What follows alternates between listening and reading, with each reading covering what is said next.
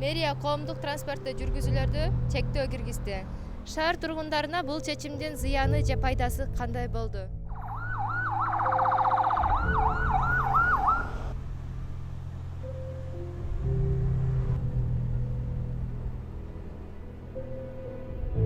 Киргизип койду да. Сиздин көз карашыңыз кандай?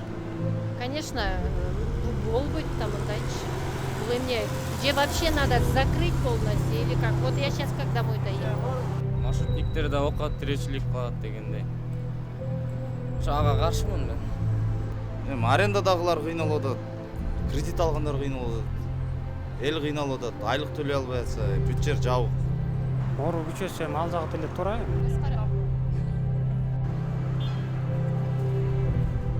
Менимче туура эмес го деп ойлойм. Менимче наоборот көбөйтүп коюш керек болчу. Көбөйтүп койсо адам азыраак түш. Менимче наоборот жакшы болмок. Азыр мисалы 1-2 маршрут өттү, тыгын кетти да, ошол туура эмес. Азайтып койгондуктан ошондой болуп атат. А таксилер болсо ар бир адамды 50 сомдон алып кетип атат.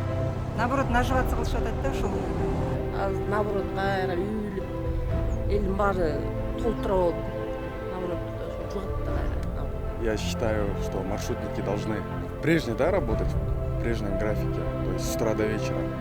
Но как бы ограниченность должна быть внутри маршрутки, да?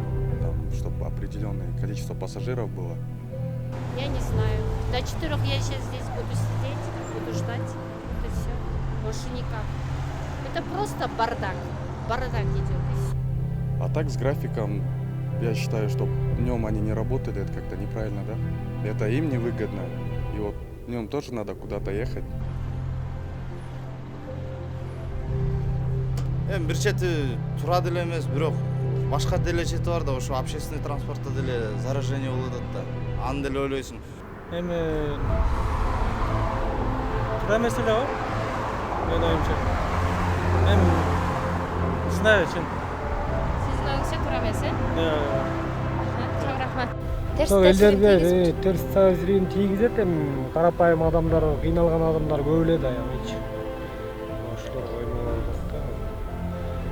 А бирок негизи туура эле деп ойлойсуз. Негизи мен туура эле деп ойлойм, анткени эмнеде көп жүрүп атат да азыр аябай.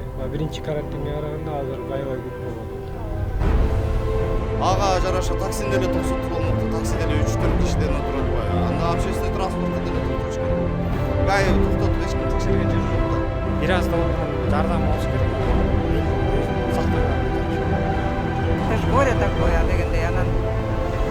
Туура эмес го дейм. Чоң автобустар наоборот көбүрөөк жүрсө, адам азыраак отуруп жакшы болмок.